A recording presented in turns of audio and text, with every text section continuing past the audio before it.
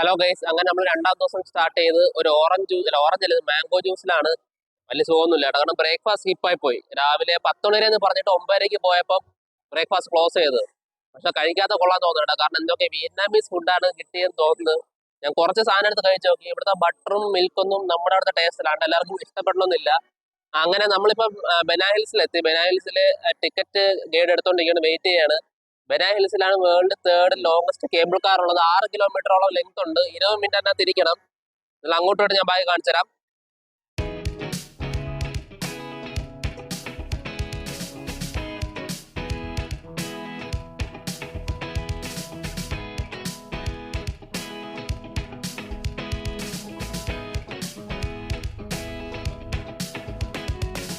Guys, അപ്പൊ cable car കയറാൻ വേണ്ടി വെയിറ്റ് ചെയ്യാണ്. ആ ക്യൂ ആണ് നിങ്ങളെ കാണുന്നത്. Thank you.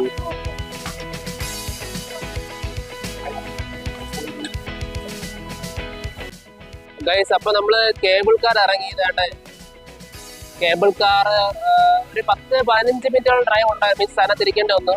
കേബിൾ കാർ ഇറങ്ങി നമ്മൾ, അതായത് ബെനാഹിൽ ടോപ്പിലെത്തിയൊക്കെയാണ്. ഇവിടെ മറ്റേ പാലം കൈ പിടിച്ചുകൊണ്ടിരിക്കുന്ന സംഭവം എനിക്ക് എല്ലാവരും കണ്ടിട്ടുണ്ടായിരിക്കും. അവിടെയാണ് നമ്മള് കേബിൾ കാറിൽ കയറുന്ന വീഡിയോ എടുത്തിട്ടുണ്ട്. അത് ഞാൻ കണ്ടു. എന്തായാലും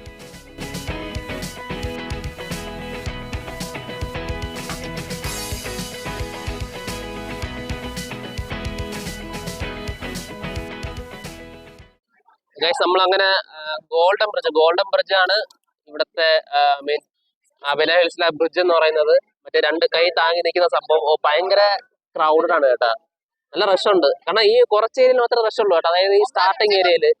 ബാക്കി അങ്ങോട്ട് വലിയ റഷ് ഒന്നും ഇല്ല. പോവാം. ഞാൻ നിങ്ങൾക്ക് കൈ താങ്ങിക്കണം എന്നൊരു വീഡിയോ ഞാൻ കാണിച്ചു തരാം. ഓക്കെ.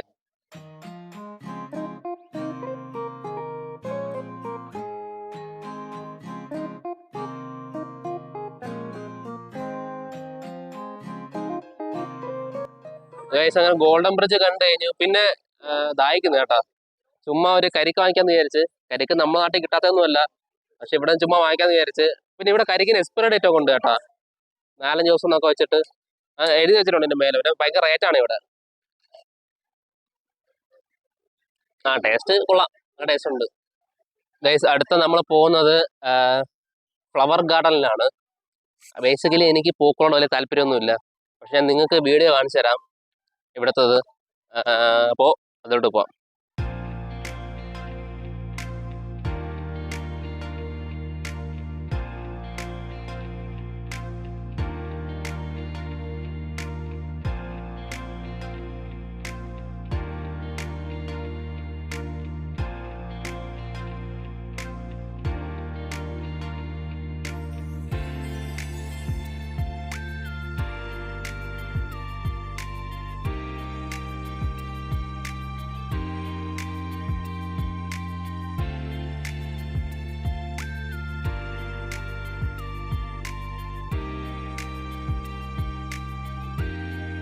ഗൈസ്, അപ്പം ഫ്ലവർ ഗാർഡൻ കഴിഞ്ഞു. ഇനി അടുത്തത് ഫ്രഞ്ച് വില്ലേജിലോട്ടാണ് പോകുന്നത്.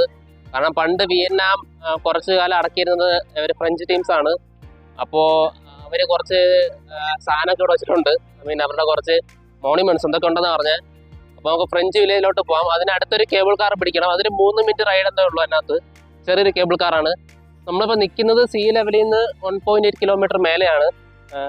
അപ്പോൾ നമ്മൾ ഉച്ചയ്ക്ക് ലഞ്ചും ഫ്രഞ്ച് വില്ലേജിന്റെ അവിടെയാണെന്ന് പറഞ്ഞത്. എന്നാലും അങ്ങോട്ട് പോയി നോക്കാം.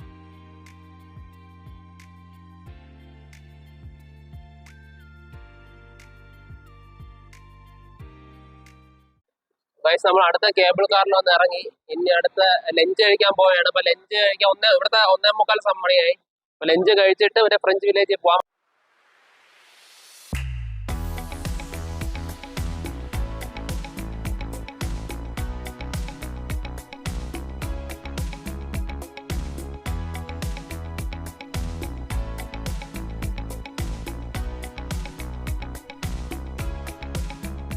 ഫുഡ് കഴിച്ച് ലഞ്ച്, അവിടെ വിയറ്റ്നാമീസ് ഡിഷ് ഉണ്ടായിരുന്നു, ഇന്ത്യൻ ഡിഷ് ഉണ്ടായിരുന്നു. അപ്പോൾ എല്ലാം ഞാൻ കുറച്ചായിട്ട് എടുത്തായിരുന്നു. ഞാൻ അതിന് വീഡിയോ എടുത്തില്ല, അതിന് ജസ്റ്റ് ഒരു ഓവറോൾ ഒരു വീഡിയോ എടുത്തു.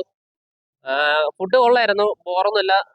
വിയറ്റ്നാമീസ് ഫുഡ് നമുക്ക് ഇഷ്ടപ്പെടാൻ ചോദിച്ചാൽ എനിക്ക് സീ ഫുഡും നോർമലി മീറ്റ് ബീഫൊക്കെ അങ്ങനെ ജസ്റ്റ് ഒന്ന് വേവിച്ച് ഇങ്ങനെ കഴിക്കുന്നവർക്ക് ഇഷ്ടപ്പെടും. അല്ലാതെ സ്പൈസിനെസ് ആണ് ഇഷ്ടപ്പെടുന്നവർക്ക് അങ്ങനെ ഇഷ്ടപ്പെടില്ല. ഞാൻ എല്ലാതും ട്രൈ ചെയ്തു, എന്നാലും കുഴപ്പമൊന്നുമില്ല, ഫുഡ് കൊള്ളായിരുന്നു ഗൈസ്. അങ്ങനെ നമ്മള് ഫ്രഞ്ച് വില്ലേജ് വന്നേക്കാണ്. നേരത്തെ പറഞ്ഞ തെറ്റുണ്ട്. ഇത് ഫ്രഞ്ച് മോണുമെന്റ്സ് മീൻസ് ഫ്രഞ്ചിന് ബിൽഡ് ചെയ്തല്ല. ഇത് ഇവിടെ സൺ ഗ്രൂപ്പ് എന്ന് പറഞ്ഞ വലിയ ഗ്രൂപ്പ് ഉണ്ട് വിയറ്റ്നാമിൽ, അവര് ബിൽഡ് ചെയ്തതാണ്.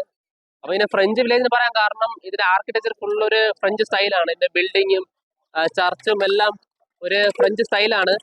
ഭയങ്കര റഷാണ് കേട്ടോ, ഭയങ്കര റഷാണ്. ഇവിടെ ചർച്ചൊക്കെ ഉണ്ട്, ഞാൻ നിങ്ങൾക്ക് എല്ലാം കാണിച്ചു തരാം. പിന്നെ ഒരു അമ്യൂസ്മെന്റ് പാർക്ക് പോലെ ഉണ്ട്, അതിൽ കുറെ ഗെയിംസ് ഫ്രീയും കുറച്ചൊക്കെ പൈസയും കൊടുക്കണം. അതുകൊണ്ട് ഈ ബിൽഡിംഗ് എല്ലാം നൈസാണ്. സൺ ഗ്രൂപ്പിന്റെ ആ ഒരു ഗ്ലോബാണ് നിങ്ങൾ കാണുന്നത്, അവരാണ് ഇത് ബിൽഡ് ചെയ്തത് ഈ സംഭവം, ഈ ഫ്രഞ്ച് വില്ലേജ് എന്ന് പറയുന്നത്. അപ്പൊ എന്തായാലും നിങ്ങൾക്ക് ഞാൻ എല്ലാം കാണിച്ചു തരാം. ഓക്കെ.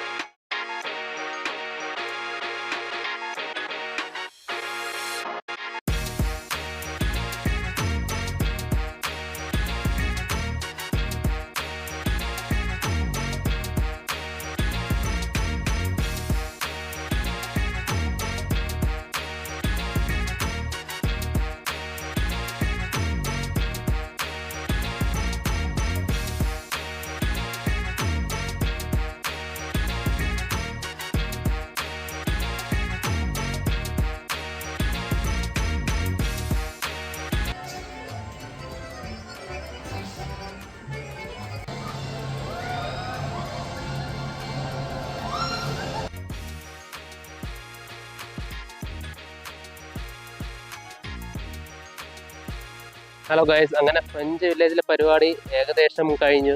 നമ്മളവിടുന്ന് കോഫി കുടിക്കാൻ കയറി. എൻ്റെ ഫോണിൻ്റെ ബാറ്ററി ചാർജും 13 എൻ്റെ പവർ ബാങ്ക് ഞാൻ കാറിനകത്ത് വെച്ചിട്ടാണ് വന്നിരിക്കുന്നത്. അപ്പോൾ എന്തായാലും ഫ്രഞ്ച് വില്ലേജിലെ പരിപാടി ഇതൊക്കെയാണ്. ഇതിൻ്റെ ഡീറ്റെയിൽസ് ഞാൻ നിങ്ങൾക്ക് ചാർജ് ചെയ്തിട്ട് ഞാൻ നിങ്ങൾക്ക് ആയിട്ട് ഞാൻ പറഞ്ഞുതരാം. ഓക്കെ.